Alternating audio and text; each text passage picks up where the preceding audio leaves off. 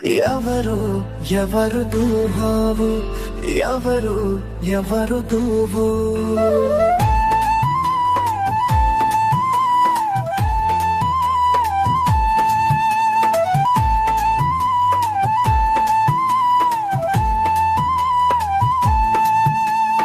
ఎవరు ఎవరు నువ్వు, ఎవరు ఎవరు నువ్వు. ఓ సత్యాన్వేషి, ఓ సత్యాన్వేషి, ఆస్తికుడివా నాస్తికుడివా హేతువాదివా. ఆస్తికుడివా నాస్తికుడివా హేతువాదివా.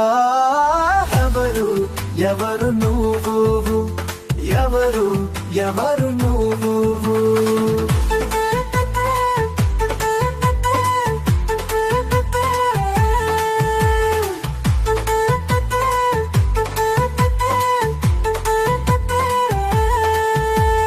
హాయ్ అందరికీ నమస్తే, నేను మీ సత్యాన్వేషి. ఈరోజు మన డిస్కషన్ ఏంటంటే, యూదులు పారాయణం చేసేటువంటి తనక్ అనేటువంటి గ్రంథం ఇప్పుడు అది క్రైస్తవుల పరిభాషలో పాత నిబంధనగా పిలువబడుతుంది. అసలు ఆ తనక్ అనేటువంటి గ్రంథాన్ని హిబ్రూ భాషలో వారు ఏ రకంగా రాసుకున్నారు, లేదా వాళ్ళ దేవుడు ఏ రకంగా వాళ్ళకి ఇచ్చాడు, నేడుకు మన క్రైస్తవులు చదువుతున్న బైబిల్లో పాత నిబంధన అనేటువంటిది ఏ రకంగా ఉంది అనేటువంటి వ్యత్యాసాన్ని చూడడానికి ఈ ఎపిసోడ్ మొదలుపెట్టాం. హిబ్రూ భాషలో పాత నిబంధన ఎలా రాయబడింది, దాన్ని అసలైన తెలుగు తర్జుమాలోకి చేయడం, ఆ తెలుగు తర్జుమాని మీకు వివరించడం జరుగుతుంది. అయితే యూదులు కూడా క్రైస్తవుల్ని ఏ రకంగా చూస్తారంటే, క్రైస్తవులు ముస్లింని ఏ రకంగా వాళ్ళ మనసులో ఫీల్ అవుతున్నారు అంటే, బైబిల్ చెప్పింది వాళ్ళకి నచ్చలేదు, బైబిల్లో చెప్పిన విషయాలు వాళ్ళకి నచ్చక వాళ్ళు కావాలనుకున్నటువంటి రీతిగా బైబిల్ని రాసేసుకుని దానికి ఖురాన్ అని పేరు పెట్టుకున్నారు అని క్రైస్తవులు ముస్లింల గురించి అభిప్రాయపడతారు.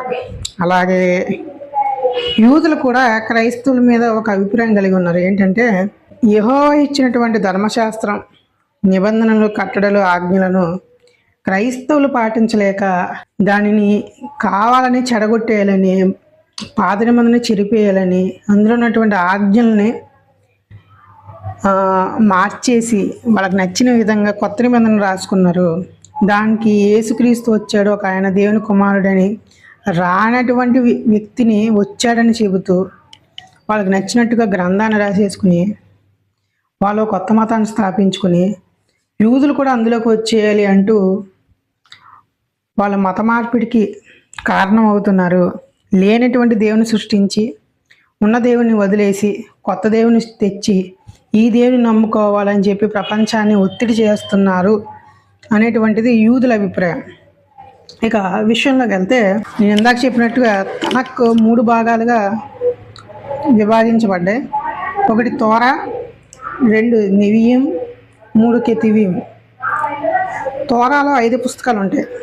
దాన్ని తెలుగులో లేకపోతే మనకు అర్థమైన భాషలో క్రైస్తవులు పంచకాండాలు అంటారు. ఈ పంచకాండాలని యూదులు తోరా అంటారు. ఈ తోరాలో మొత్తం 5 కాండాలు ఉంటాయి.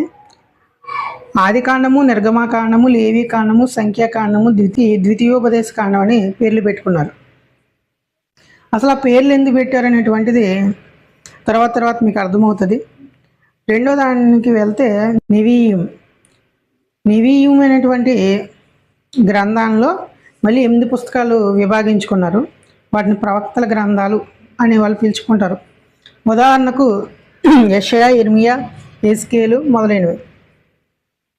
3వ భాగం కెతువీం. ఇందులో 11 పుస్తకాలు ఉంటాయి. చిన్న పుస్తకాలను కూడా చెప్పుకోవచ్చు. వాటిని కీర్తనలు కానీ, సామెతలు కానీ, యోబు కానీ, అంటే వాళ్ళ యొక్క సొంత జీవితాల గురించి రాయబడ్డ పుస్తకాలు కాబట్టి రచనలు. అవన్నీ రచనలన్నీ ఒక చోటకు చేర్చి దానికి కెతువీం అని పేరు పెట్టారు. ప్రవక్తల గ్రంథాలకేమో నెవియీం. అలాగే పంచకాండాలు, ఏదైతే అసలు మొదట ఏం జరిగిందన్న విషయంలో ఈ 5 కాండాలు ఉంటాయి.